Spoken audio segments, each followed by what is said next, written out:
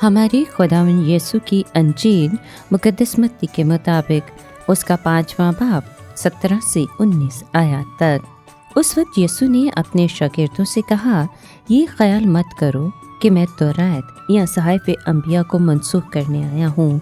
मनसूख करने को नहीं बल्कि पूरा करने को आया हूँ, क्योंकि मैं तुमसे सच कहता हूँ कि जब तक आसमान और ज़मीन टल ना जाएं, शरीयत का एक नुक्ता या एक शोशा हरगिज़ न टलेगा, जब तक कि सब कुछ पूरा ना हो जाए।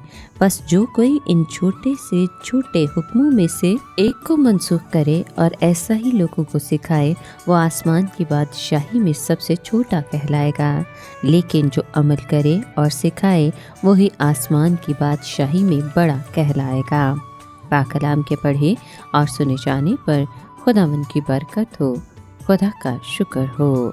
अजीज दोस्तों, तब्दीली का मतलब एक हालत से दूसरी हालत में दाखिल होना है। तारीकी से रोशनी में, गुनाह से पाकीज़गी में और मौत से ज़िंदगी में दाखिल होने को भी तब्दीली ही कहा जाता है। बनी इसराइल कौम का मिस्र से कूच करना उनकी तब्दीली थी। मसीही मोमिन का बपतिस्मा उसकी तब्दीली का बायस होता है। बाइबल के मुताबिक दिल का बदलना तब्दीली का बायस होता है।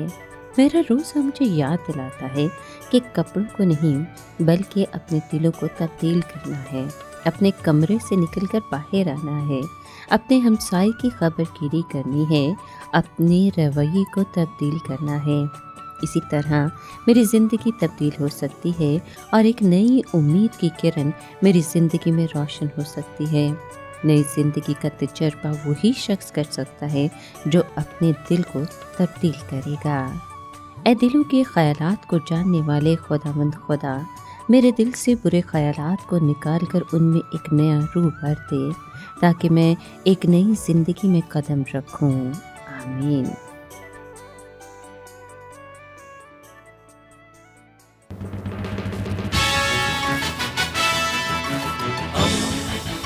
दोस्ती का पैगंबर, रेडियो वेरितास एशिया।